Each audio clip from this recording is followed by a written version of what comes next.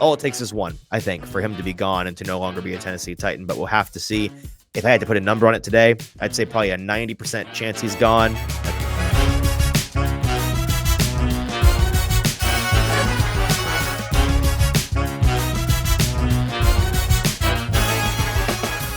Welcome into the Hot Read podcast for Monday, January 8th. I'm your host, Easton Freeze, director of published content here at BroadwaySportsMedia.com. We're also brought to you by the 440 Podcast Network. You can follow me on social media at Easton Freeze. I am joined on our live Sunday afternoon reaction taping by producer JT. As always, JT, how are you? I'm good. And, today has gotten me feeling just introspective because as we've all learned today, time is a flat circle. And when something starts, it must come back again and finish the circle. History is doomed to repeat itself. And that's what happened today. And, I'm just, as we sit here, it's a lot funnier the second time. It is a lot funnier the second time for sure. But as we sit here, ready to put a bookend on the 2023 Titans, because Lord, am I ready to put them behind me. Yeah, man, we were talking about it at BoomBozz. We were ready to slam that book shut. Luckily, the final chapter that was written today, a pleasant ending. One that I think Titans fans deserved after the season that we, those of us that do this professionally and cover the team, those of you that love the team and listen to us and watch the games and have to deal with what this was from the Titans this season. This was an ending that you deserved, a fitting ending to an otherwise dreadful 3 or 4 months of our lives. And I'm glad that it can end on a note that isn't just really sour, because it absolutely could have, and it didn't. So we're going to talk about everything we saw and heard from Nissan Stadium today. It was a phenomenal day. JT and I were both there. Pretty nice weather for a January football game, an entertaining game, a game that the Titans actually hung on to and didn't blow like many of the leads that they've given up in the past couple of games. It was overall not a lot of negative things to say about it. So we're going to dive into all of those things. We're going to talk about DeAndre Hopkins and Ryan Tannehill and Derrick Henry and some chapters to some pretty big books in the recent edition of the Titans Encyclopedia that we believe have had their final chapter written, or maybe have had their final chapter written. We're going to talk about all of that and more today. We would love to hear all of your thoughts on what you saw today on TV, or if you were there in person, what you think about this Titans team, the way that they ended the season, how they go into this offseason and draft season that is going to be so much fun to talk about and to cover, to see what all happens. And reminder, remember like 10 seconds ago, we were talking about how this team might implode come Monday morning. It's going to be, I think, a pretty sharp turn from, wow, I can't believe this game ended the way that it did, and they won the game, and Ryan Tannehill's swan song, and is Derrick Henry leaving, all these things. And then this week, it's back to Titans fans wondering what kind of turmoil might start bubbling to the surface with this team and the leadership and the ownership and all of that. So we're going to dive into all of that today and more in just a moment. But I have to tell you a couple things. First of all, if you're watching with us live, do us a huge favor. If you're not watching on YouTube, if you're checking us out on Twitter or on Facebook, thank you for being here live. You're going to have a much better viewing experience. If you go on over to Broadway Sports Media's YouTube page, it's Broadway Sports Media on YouTube, find this live stream there. And in the comment section on YouTube is where you can be a part of today's conversation, like so many of you already are. Kyle and Derrick and Deagle and AJ and Tighten Up, Tony, Zedine, the first guy here. Appreciate all of you guys being here. Any questions you have about the Titans draft order, guys that may or may not be leaving, all of those things, we're going to try to address every question you have. So pour them into those comments. And while you're over there, make sure you're subscribed to Broadway Sports Media's YouTube page. We just eclipsed 700 subscribers, really started building up the channel for the first time this year. So we are trying to build that momentum going into draft season, hoping to get to 1,000 subscribers as soon as possible, maybe by the draft. We'll see. But help us out. Subscribe for free. It's very helpful to us, and it's free to you. So do us a favor. And then if you wouldn't mind sharing the show however you can to get as many live eyeballs on our product today as humanly possible, we would appreciate you doing that, hitting like, hitting retweet, sending the link to a friend, anything you can do. We appreciate your help in that regard. We are brought to you today by BoomBozz Craft Pizza and Taphouse, a wonderful local establishment in the Middle Tennessee area that I'm going to tell you all about later on in today's show. But let's go ahead and dive on into the recap of Jaguars Titans week 18. After the year that this has been, Titans fans very deserving of the result. JT, we said it a couple weeks ago. You read it. run from it. Spoiler, Mike Vrabel arrives all the same, and he did today for the Jacksonville Jaguars. In 2022, the Titans were 7-3 at the peak of their season and ultimately got knocked out of the playoffs in Jacksonville in Week 18. In 2023, the Jaguars were 8-3 at the peak of their season, and they ultimately today get knocked out of the playoffs in Tennessee in Week 18. I consider that a favor repaid. Jacksonville fans, got to be a tough one today. I mean, the expectations coming into the season, the expectations being 8-3. I remember, I'm old enough to remember a couple months ago talking about Jaguars might be in play for the 1 seed in the AFC. Going to be maybe a sneaky contender in the playoffs. And now they're on the couch joining the Titans and the Colts. The whole AFC South that was undeserving will be on the couch watching, in my opinion, the only AFC South team that was really deserving of playing in the postseason, the Houston Texans. They will be watching them probably lose in the first round, if we're being honest. But that's the way that the AFC South went this year. And I'm glad that the playoffs is not, frankly, polluted by more AFC South pretender contenders than it needed to be. So that is a very good thing. The Titans played a pretty complete game today, JT. And you know I'm a big metaphor guy, and you hate my golf metaphors, but it is a gentleman's game. And you can't tell me that today was not the perfect golf metaphor. Today was the Titans' 18th week of the season, really reminiscent of the 18th hole of a golf course after a really crappy round. Nothing has gone right for you all day long. You've been at it for a while. You probably put a couple of brewskis back on the back nine because you've given up on your score. You're just trying to have a good time and not be miserable, but how you can't figure out your swing. And then on the 18th hole, you tee that ball up. You don't even care anymore. You're playing loose. You're just trying to get to the clubhouse and get your bags in the trunk and get home. Then you pipe that drive dead center, 300 yards. Rolls out for a great look. The approach shot, it lands softly on the green. And then you read the putt. Putt drops, breaks just how you thought it would. Nice little birdie to end your day. And suddenly you've gone from entering the 18th hole, coming off a 17 green, thinking this cannot end any faster, to now thinking, I can't wait to get back out here. I can't wait to play again. That's what happened to the Tennessee Titans today. It was a game that I don't think anybody really expected the way that, listen, we bet the Titans in the best bet gauntlet. We were thinking that they had a chance to pull the upset here. Vegas certainly thought so. And once again, Vegas was right. But I don't think anybody saw it going the way that it did today. How clean the Titans operation was from the get-go, how successful they were in the red zone, how successful they were moving the ball behind an even further depleted offensive line with Derrick Henry and Ryan Tannehill, a throwback set of guys missing some help on the outside, a pretty banged up receiver core. Didn't matter, man. Did not matter. They got out there. Guys were hitting incentives. Guys were getting touchdowns. Guys were breaking off big plays. The offensive line was blocking. They didn't blow for like the first time all year. But this was the first game all year in which it felt like, and we got to see the advanced numbers tomorrow, but the pass blocking was serviceable. Like, it was certainly not great, but Ryan Tannehill didn't get murdered every 2 seconds. And then the run blocking. Holy cow, JT. Maybe it's because these offensive linemen felt that this might be the last time we get to block for one of the best running backs to ever grace the league, Derrick Henry. And they left it all out there. Mildly frustrating to see them figure it out a little bit here at the end against a Jaguars run defense that's pretty middle of the road. Like, it's not like it was a cupcake. They're not the stoutest in the league either. They certainly didn't look very good today against a Titans run blocking unit that has been really, really underwhelming.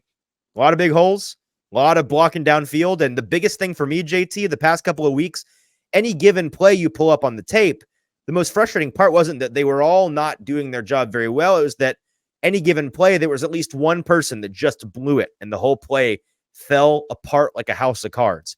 Today, you didn't really seem to have that a lot. You seemed like guys were out there getting their responsibilities handled, taking care of business. Peter Skoronski blocking out of his mind. These are all my general thoughts off the top from this game. JT, before I dive into more of the minutia, what did you take away from a Titans win this afternoon? Yeah, a lot of the same as you. It was finally a time where really, the team just put it together. I mean, when was the last time that you saw a sack total so low for this Titans Was it team? twice? Two times, I think? 2 for 16 yards sack Only this week. 2. Wow. It was crazy to see Which that. brings their season long total to what, like 67 or something? I mean, we can forget about the other 7. It's a little sprinkle on the top of the season, mountain. But still, I mean, you still had your normal guys out there. Daniel Brunskill did not play in this game. Jalen Duncan did not play in this game. So Andre Dillard got a healthy dose out there, and still, dare I say, his best game as a Titan? Okay, maybe the best game of his career. Hello, Andre Dillard. Bring him back, but no, I'm kidding. Yeah, I mean, sure. Yeah, I mean, of course, with the penalties, also was a very low number today, 5 for 29, which was better than the Jags 6 for 40. So they were keeping it a lot clean. Of course, you always have to have the Dylan Radins offsides call. You just have to have it. Like you have to have later today. There was a part of me that was wondering maybe this has changed, but no, some things never change. Some things are going to always stay the same. You knew you were going to have it, but still, this line played together as a unit, and I think we both were talking about it. It wasn't just that they wanted to kind of get the Jags out of the playoffs today. It was from the get-go this week when Mike Vrabel was very vocal in that press conference. You knew from there that this team was going to bring. You could argue this game was decided at that press conference. It could have been, but it was a very different energy than we had seen in a long, long time from this Titans team. I mean, just they were executing, playing complementary ball, maybe complementary ball in the form of Trevor Lawrence just throwing it to some of the Titans guys. I mean, that helps. It sure does. But I mean, Kayvon Wallace making a fantastic interception play that they go down and also try to get points off of as well. I think they got a touchdown off of that. I think they got a touchdown. Sure. If I'm remembering I don't know what correctly. it was. Either 3 or 7. Yeah. But still, complementary football, which is something that we don't see a lot of from this team this year. Yeah, no, absolutely. And the Titans do knock out the Jaguars. It was an all in or all out situation for them after the things that had transpired on Saturday in the league. So they are on the couch, and the Titans got away with it because a lot of this discourse coming into the game for Titans fans was, and we're going to get to your questions and comments in the comment section on Broadway Sports Media's YouTube page in just a second. So please keep those coming. We'll address all of them, I promise. It was, are you picking the drafts and you want this team to lose this game, or are you picking play spoiler and have some pride at the end of the season and you root for wins? And they kind of got the best of both worlds because they entered the day at 7th overall in the draft, and they are going into the draft officially in the 7th spot. That is locked in. There is no changing that for them. They could have moved up a spot to 8th, which was not going to be good. But because the Jets handled business in the snow in a disgusting game against the New England Patriots, they vacate their spot. So the Titans get to stay where they are. And they are going to be at 7th, which in my opinion is a great pick. Perfectly fine pick. We've talked about this. You need to be really within that 7th or 8th pick to, in our preliminary opinion, get a chance at one of these blue chip offensive players, of which there are many in this draft. There are some folks I know in the comments already seen wondering if the Titans could possibly move up. No, it's locked now at 7. I've checked this. They are locked at 7th, no matter what happens now. And so being at 7th overall guarantees you access to one of the following players, just mathematically. If we are going under the assumption, which again, assumptions this time of year, dangerous. Don't speak in only Siths speak in absolutes. However, I think it's fair to say, barring some dramatic change, you're going to have the top 2 quarterbacks and Marvin Harrison Jr. go before the Titans are on the board. Like they're going to go in the top 5, probably the top 3, right? But being at 7th guarantees you, assuming those 3 go, one of the following players: offensive tackle Joe Alt, offensive tackle Olu Fashanu, wide receiver Malik Neighbors, wide receiver Rome Odunze, tight end Brock Bowers. One or more of those guys is going to be available at 7. Not to mention, folks kind of forget this time of year, you got to have the right, you can actually trade your draft. Like you can move around on the draft board. If you really want a guy, they could move up, they could move back. All of that is TBD. We're going to talk about it for hours and hours and on end for the next couple of months. So we'll get to all of that. But the point is, there's a lot of players that could really, really help this team, especially wide receiver and tackle wise, that they're going to absolutely be in range of at 7th. So I think nobody should be. I've seen certain people who I will remain that will remain nameless on this show online throwing hissy fits, being addressed by certain players on the team online as well. Just kind of an ugly scene. Keep your opinions to yourself if you're going to be dumb. That's my only advice. So that is good. Let's talk about Ryan Tannehill. Let's get to the 3 guys I want to discuss in today's episode. You know what? Actually, JT, let's go. You've kept an eye on the comment section here. Anything we need to address question wise or comment wise about the game as a whole before we dive into the individual players? Yeah, we can talk about a couple things real quick. Let's finish up some of this draft talk here, which okay. It's one that's kind of interesting because I think I know, and this may be wrong, but I know that our buddy kind of over on the Football and Other Effort show, Mike Hernan, said that they were locked into the 7th, but I think I saw that Sam Phelan also said there's a scenario. He did say that. I discussed it with Sam before the show. That's not a thing. He was incorrect. Yeah, just mistaken. Okay. No worries. Cool. But it is, it's 7 because because there are a couple people in the chat that are saying there might be a coin flip or something like that in that scenario. So the coin flip is, just to be super clear to folks, coin flip is a tiebreaker eventually, but it's like that's the one that's pure luck, obviously. It's at the very bottom of the lengthy list of tiebreakers. Well before that, the Chargers are going to get the tiebreaker no matter what happens in their game, which is currently ongoing. I don't know what the score of it is, but it's going to be 7 for the Titans. Yeah, and I think the Chargers are still leading the Chiefs there, so that would basically make that it wouldn't matter either way. A moot point. It would be a moot point, but a lot of celebration about the game today, and also just kind of people scratching their heads about how being Trevor Lawrence played today, and just kind of questioning as this division goes on here. Logan asked, do the Jaguars have QB4 in this division? It's something to think about, and I think that I'm not saying they for sure do, but I'm not saying they don't. It is a conversation that may have to be had. Here's the deal. There's only one quarterback in this division right now that we can say for certain what he is, and that he is head and shoulders above the rest, and that's CJ Stroud. The other 3 are very much like, there's uncertainty with Anthony Richardson, obviously. There's some uncertainty with Will Levis, and there's absolutely uncertainty with the eldest and about to be far more expensive, most expensive of the 3, Trevor Lawrence.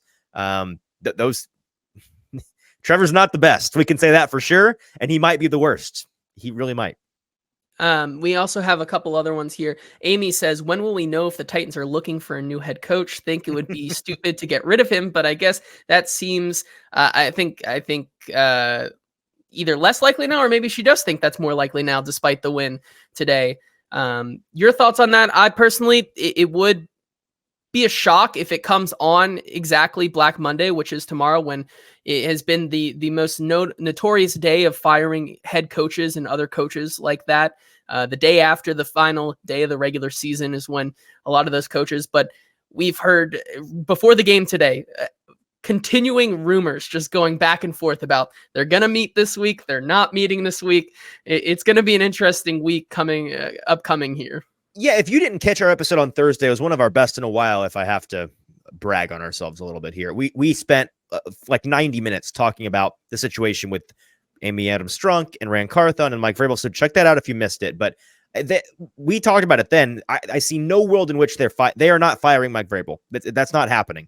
If Mike Vrabel's no longer with this team, it's going to come via trade or come via him forcing his way out in some other unforeseen way that is going to be a weird circumstance. They're not firing him, point blank. Like I'll say that for sure. They are not firing him. And so he may not be here. And if that happens, I don't like you said, I don't think it's happening tomorrow. There's a lot of wheels that are going to have to turn. There's going to be meetings, I'm sure. We heard a lot before the game today. Some folks in national media saying that there were meetings planned.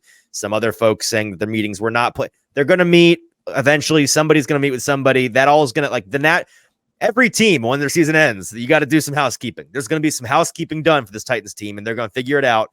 I don't know if we're going to have an answer on that this week or this month or by June. Like, I don't know. I would say sooner than later, but it could be longer than you think. So I would I'd address this as a marathon. I just buckle up and see what happens. I will be there tomorrow for locker cleanout day, and I don't know if Mike Vrabel is going to talk or not. He'll talk eventually. Brand Carthen may or may not talk eventually. We're going to hear all of this in the debrief of the season soon, so let's hold our horses on that.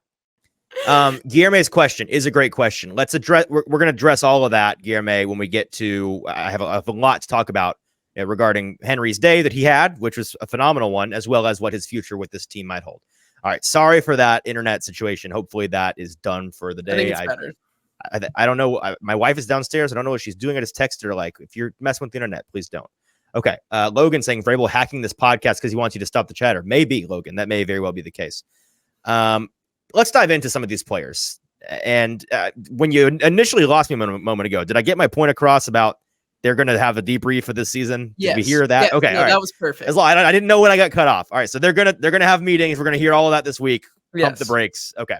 So Ryan Tannehill, he for sure played his last game as a Titan today. He said as much in his post-game press conference. There's no ambiguity here. He knows it. Titans know it. Fans know it. He's moving on. But he had a nice final day. Statistically, it was honestly kind of a standard Ryan Tannehill day. Not great, not bad, enough to win the game.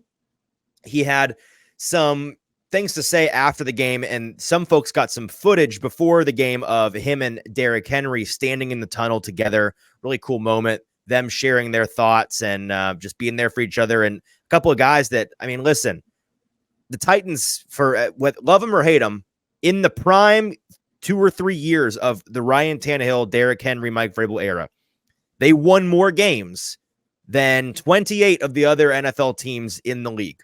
They did a whole lot of winning. That is in large part due to the efforts of Ryan Tannehill being a very, very good trailer quarterback, and Derrick Henry really being the motor of the team and scoring a lot of points and being a menace to the league for a long, long time. And so Ryan Tannehill deserved his flowers. He got to run out of the tunnel one last time, announced with the offense, which was exciting and a special moment. And we asked him some questions after the game. You can go check out a lot of that video footage from the press conference on my Twitter account at Easton Freeze if you want to go listen to it for yourself. But we asked him, I asked him what he'll remember most about being a Tennessee Titan. I said, long from now, when his career is over, when he's looking back on his time in Tennessee, what was the thing or the things that were going to stand out most to him about his time in two-tone blue? And he gave a lengthy answer that I think is worth going to listen to. I wish we'd had time today to pull it, but we ran up against the clock. He just said it was about the relationships and the winning and the culture and all the things that makes the Mike Vrabel Tennessee Titans, the Mike Vrabel Tennessee Titans. And it's the guys and all of these things that he was appreciative of, and went on for a lengthy list of things that he was glad he got to be a part of. A couple of more comments from him. He said at the end of the game, which was funny to me, he threw that interception late, which he was trying to force that ball to DeAndre Hopkins. He shouldn't have been forcing that ball to DeAndre Hopkins, but there were incentives on the line. We were bonus hunting on a Sunday in week 18, which everybody's out here doing. He said that at the end, he was prepared to go rogue to get the ball. He said he went to DeAndre and said, I'm going to get you the ball. And I don't care what they call. I'll go rogue and get you the ball to get his incentives, jokingly saying, listen, what do I have to lose?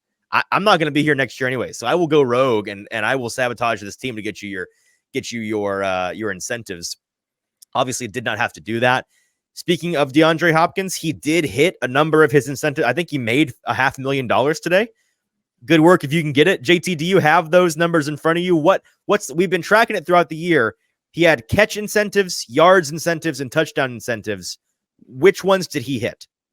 Yeah, so the big ones for him coming into the day were definitely his yard total and the catches total. So he needed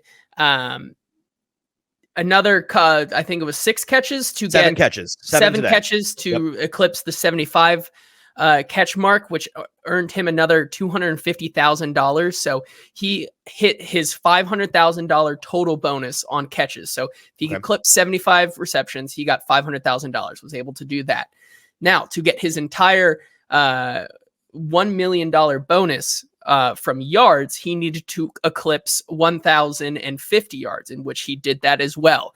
And then if he wanted to get to $750,000 in incentives in terms of touchdowns, he just needed one more touchdown in this game. He was at 6, and he needed 2 today. He gets 1, but doesn't get the other. So maybe that's why they were trying to get the ball downfield as I think fast it'll be all right. 2 or 3 is not too bad. Yeah, but he did. In total, he racked up $2 million in incentives this year. Played every single game for the Titans. So that pretty dang good for a veteran wide receiver that they signed in the offseason, I would say. Pretty good indeed. And to transition from DeAndre Hopkins to Ryan Tannehill, or to Derrick Henry, who's the guy we want to talk most about today. He was asked after the game, and I got a video of this on my my Twitter account as well. He was asked about playing with Derrick Henry, and Derrick Henry is a guy that we think is a future Hall of Famer, but there's some debate there. No one debates whether or not DeAndre Hopkins is a future Hall of Famer. He is. And he said, as a future Hall of Famer, that he believes Derrick Henry is a future Hall of Famer, and it's been exciting for him to watch Derrick Henry's Hall of Fame career and be a part of it in a small way. And so I think that's a perfect transition into talking about the day that Derrick had and the things that he said after the game, which are interesting and not contradictory, but certainly vague.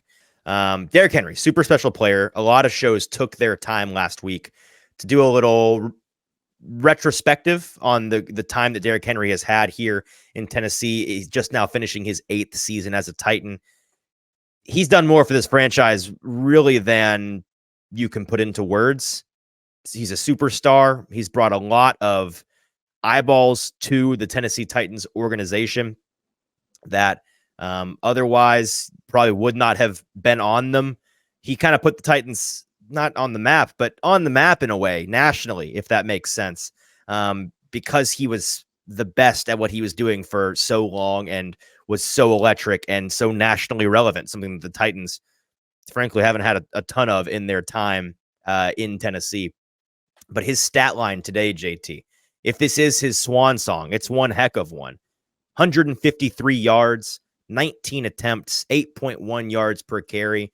Got a touchdown in there and a long of 69. Had a big, long, vintage Derrick Henry run that he joked afterwards. He said, "I'm getting old. I should have scored on that one," which I think we were all wondering, like, is he gonna? No, okay, just kidding. He got caught. But it was a fantastic day for him. Regardless, that long run, by the way, go back and do yourself a favor. Go back and watch the replay of that. It's very funny, and so I think it was Sam Monson with PFF pointing this out on Twitter. Derrick Henry is at the point in his career that he is as big an enigmatic figure in the minds of defenders as he is physically an imposing defender.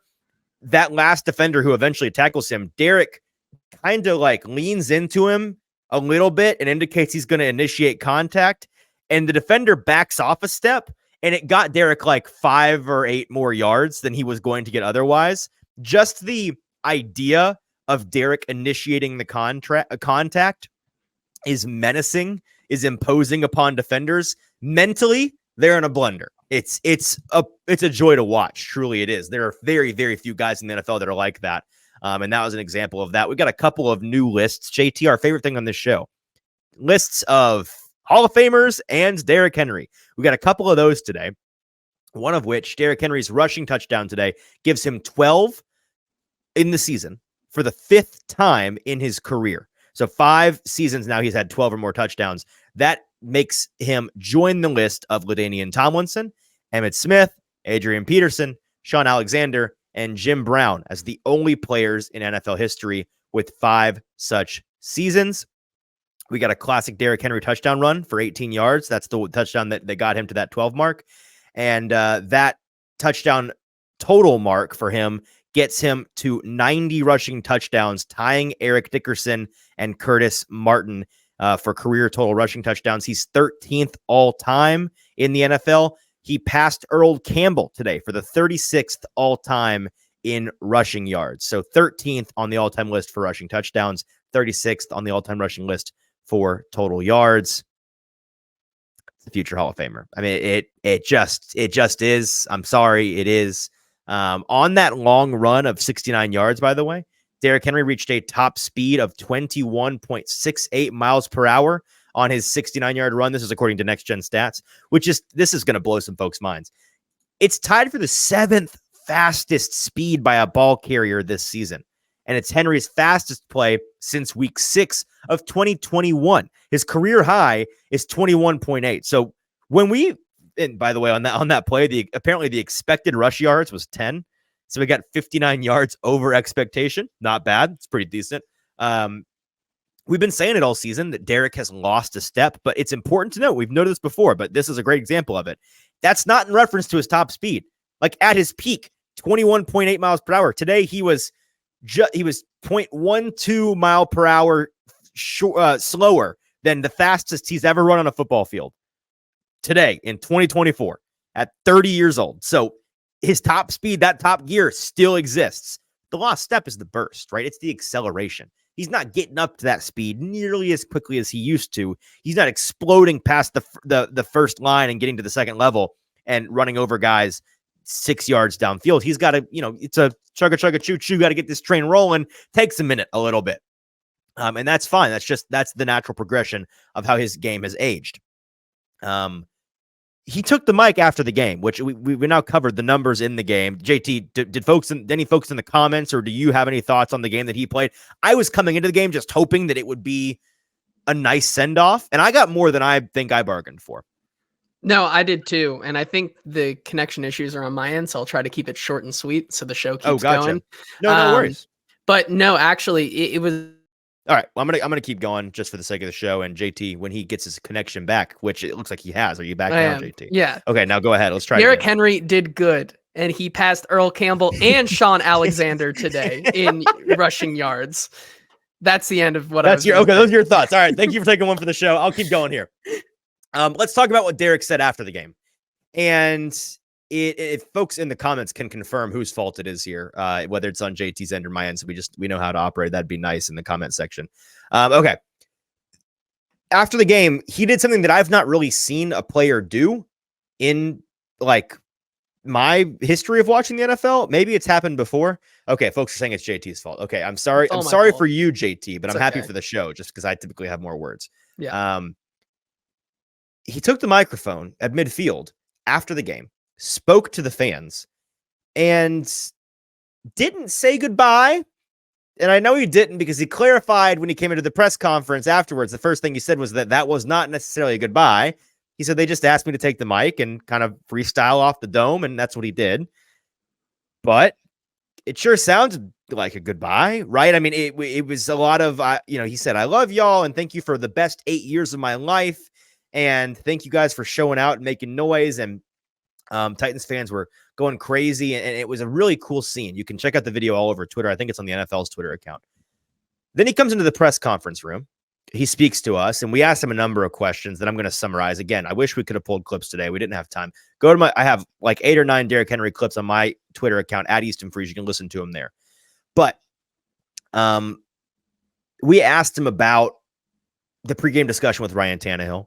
He was very appreciative and expressed that appreciation. It was, first of all, it was the best Derrick Henry press conference any of us have been to. And I asked folks who've been to a lot more Derrick Henry press conferences than I have. They said, yes, this is an A++ press conference. It is the best he's given. It's like out of a movie. It was a very, very good press conference. He was animated, answered a lot of our questions, gave really in-depth answers.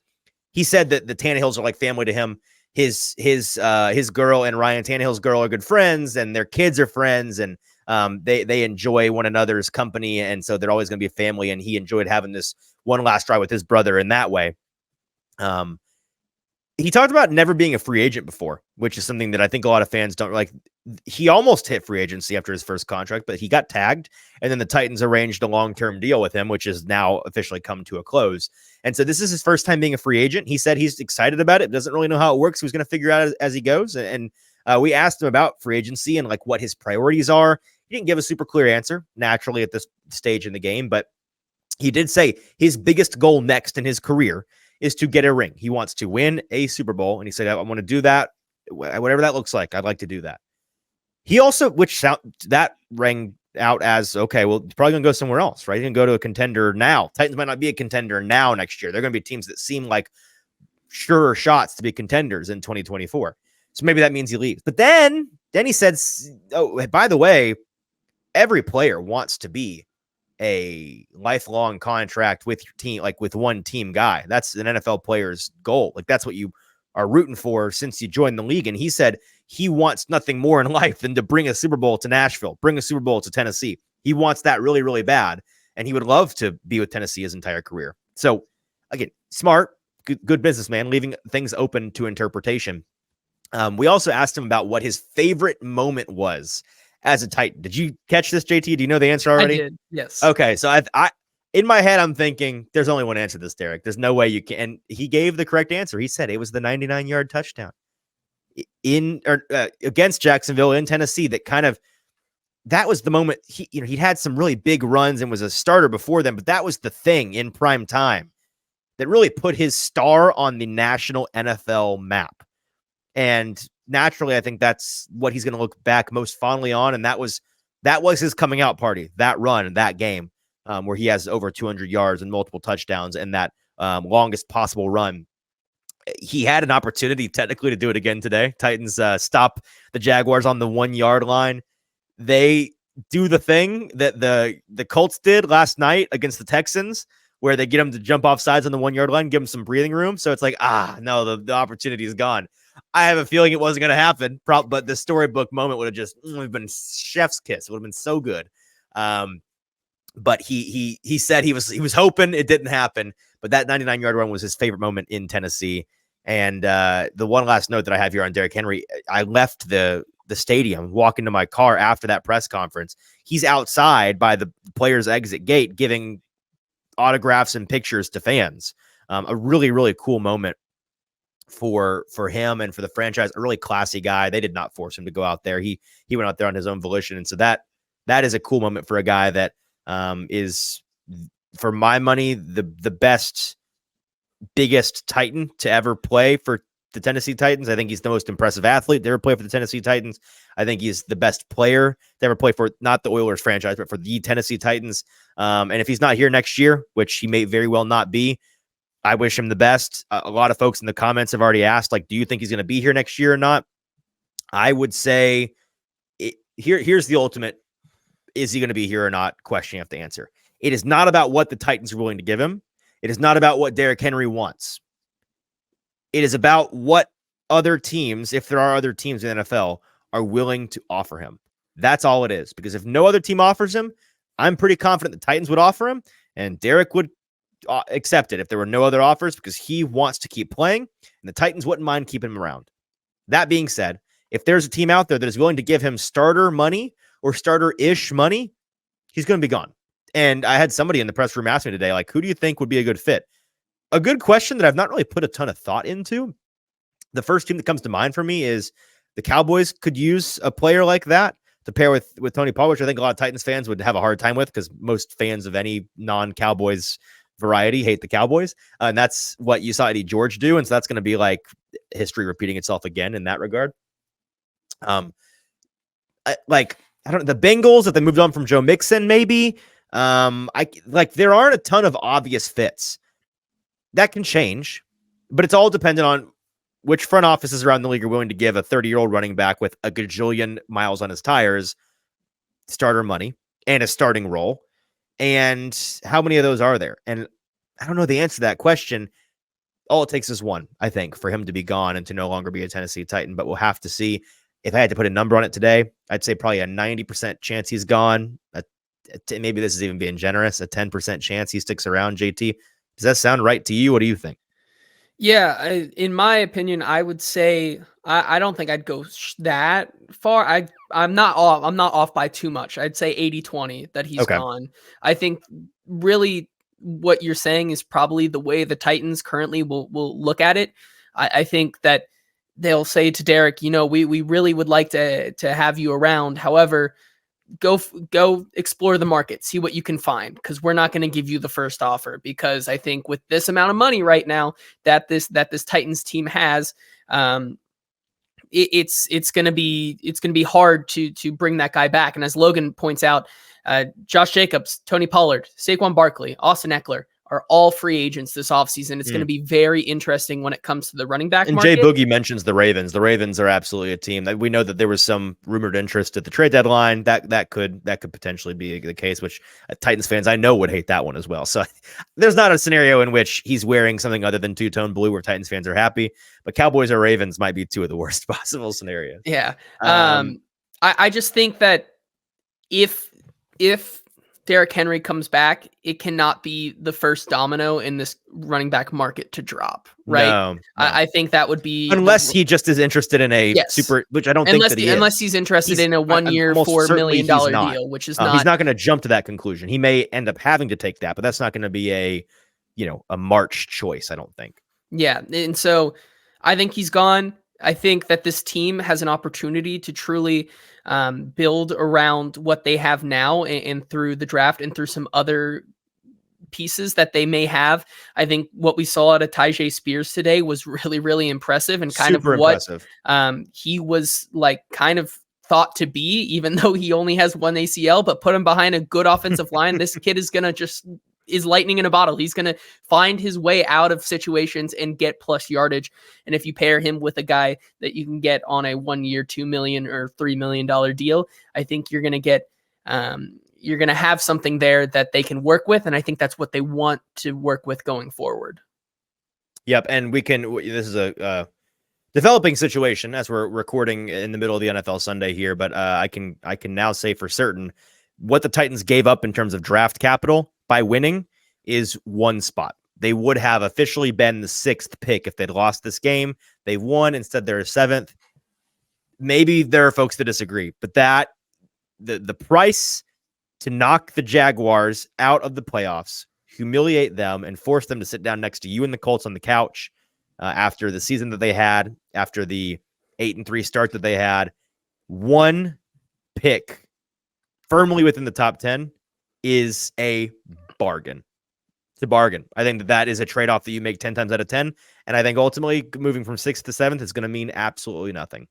I don't think so either, especially when we're already starting to hear the buzz about Jaden Daniels. And if Michael Penix Jr. can work some magic tomorrow and upset Michigan and just puts on an absolute clinic, we're going to be talking about, once again, 4 quarterbacks that could all go in the top 5 picks if that's the case. So it's going to be... We know how this works. Draft cycles every single year, no matter what. Even in the years where you had Malik Willis and Kenny Pickett and Desmond Ridder as the QB class. Like every year, we're going to spend from right this moment on January 7th, 2024, all the way through to the end of April. It's going to be people in the media, fans, people in front offices, people on coaching staffs, everybody that's paying attention to what's going on is going to continue to talk themselves into moving those QBs further and further and further up the board, because it's the nature of the quarterback position. That's the nature of the hype machine, the echo chamber. That's how it works. They're going to move up. How excited for you to just like in March, like let's say March like 25th. Yeah. Our comment sections are going to be like, Will Levis was nice, but Jaden Daniels, man, I don't know. It's the ceiling, man. I saw Michael Penix win the national championship and throw 5 touchdowns. I mean, Will Levis is nice and all, but exactly. No, 100%. Let's cherish the start of this before it once again devolves into madness. That thought's going to creep into some minds, and it's going to corrupt everything. Yeah, absolutely. Yep. That being said, guess what, JT? Folks have been asking us since like early November, draft questions and off-season questions. We've been saying, we don't stop. We don't do that yet on this show. We live in the moment on this show. We try hard not to look ahead. We don't do any of our draft study in earnest until the new year. It's the new year, and the regular season is over. So the time has come. It is time, my friends. Let the 2024 draft cycle on the Hot Read podcast begin. JT and I are going to be diving in head first. Some Senior Bowl plans, some combine plans, some big guest plans, some bigger and better content plan. It's going to be awesome. It's going to be a ton of fun. This draft class is great. Titans have some very big decisions to make, some very big picks to make. So looking forward to all of that. I'm going to leave you today's show. We're going to wrap up here. JT, if you wouldn't mind scouring the comments, anything else we need to address at the very end, you can bring up in a second. But a PSA about the draft and off season that we are entering now. And this is a reminder for fans, for folks in the media, for you and I, JT. Everyone needs reminding of this. Practically, it is January. It is the first week of January. Practically nothing is set in stone. Not a thing. Resist speaking in absolutes. Only Siths deal in absolutes, as a very famous franchise once said. A ton can and will change between now and March, now in April, now in May. It's a great reminder for everybody, myself included, JT included, you all included. There are, like, I can count on one hand the number of things during any given offseason or any given draft cycle that you can talk about as absolutes. And even those are subject to change if something extenuating happens, right? Like we've said on this show. Top 2 quarterbacks, I'll be really surprised if they don't go in the top 3 picks, right? Marvin Harrison Jr., if he falls past like 4, going to be really surprised by that. But barring, like, those are the 3 things that really I think you can say with some kind of certainty. The rest, it's going to be a fun ride. I have no idea what's going to happen. That's half the fun, is figuring out what's going to happen. So that's a PSA for everybody. Don't speak in absolutes. Resist. You don't need the clicks. Don't be clickbaity. Don't be hot takey. It's not worth it. Just let's be rational about this. All right, JT, before we go, anything's in the comments we need to address? Yeah, I was going to say, Logan just chimed in saying Alt and Olu arm length measurements are going to be wild indeed. Can't wait to bring out the pass rush win rate percentage that we love to use on this show. Yeah, Underwear Olympics time is coming. We're going to be measuring arms, measuring legs, measuring jumps and runs and all of these things that matter so much and are so weird. Yeah, I can't wait. And Logan also says, one spot in the draft to get Easton to realize Lawrence is bad is very worth it. This is an interesting take that we might have to discuss later when we have nothing to talk about in the offseason. Yeah, I'm gonna plead the fifth. I'm gonna say we can defer that one. And then Charlie brings up an interesting point where he says, give Henry a 2-year 15 with 10 guaranteed. I think he would stay. Would be an interesting. It would be interesting, but I still think that might be a little too much. I'd say that's on the very, very north end of the deal that the Titans would even consider offering to him, is what I will say. It's not a great, it's on paper, it's not insane salary. It's not an insane contract, but the value of what he is, the value is dictated by what the league is willing to pay. And with the running back market, I hesitate often to guess because it is so difficult to know. And the market is constantly shifting these days. So what I think Henry is worth may not be what he ultimately is worth. We're going to find out, and that's going to be exciting. I think we're done here today. I got one more thing, actually. Okay, I've got one more thing here. And as we kind of wrap up here on the regular season, we have one more game left in the Best Bet Gauntlet. Oh, right here. And so while you were talking, I did the numbers here. And so with one game left, Bills currently, game, right? The Bills game. So Bills you have minus Bills 2.5. minus 2.5 right now. Yep. The Best Bet Gauntlet for the regular season is, I don't know how much one game is going to truly, I hope you win this one because I'm also riding with you on this one. I hope we win it, but if not, I don't think it's going to change too much. The Best Bet Gauntlet, which I think is how many picks? 10 picks, 18 weeks, 180 picks or so, plus give or take. Add in Thanksgiving, we're probably north of 200 on the year. Yep. 58.6% on the year. Man, pretty good. I think we went 57.5 last year, and we said we're not beating that. So hope y'all were taking it with us. Oops, we beat it. Sorry, we made you more money this year. Hope you were riding with us. I'll say it again just so we can do it again. There's no way we're beating that again next year. Where there's no shot we're gonna beat 58 point whatever percent next year. So definitely hope you rode with us while you had the chance. Really, we take it very seriously, so we're very proud of that. So that's very good news. And yeah, if you're riding with us tonight, the play is Bills minus 2.5, played up to -3. Logan says JT made us money. Okay, at the end of the year, JT's gonna have me beat by like 3 picks. Get lost, bro. Thank you guys for listening. Appreciate it. Kind of a disjointed 18th week episode here, but that's what the reaction episodes are kind of like that. And JT and I kind of peek behind the curtain. We kind of pushed today's show up because we really want to watch this game tonight too. It should be really awesome. So we're gonna go do that now. You should do that as well. You should also plan to watch us and this show again on Tuesday. We'll be having a live show. I'm sure we'll be recapping all the things that I saw and heard at the locker cleanout day tomorrow, which should be an entertaining time, a revealing time about the futures of some of these players. We'll talk about any developments that might have come in the leadership power struggle thing, weird smoke fire situation.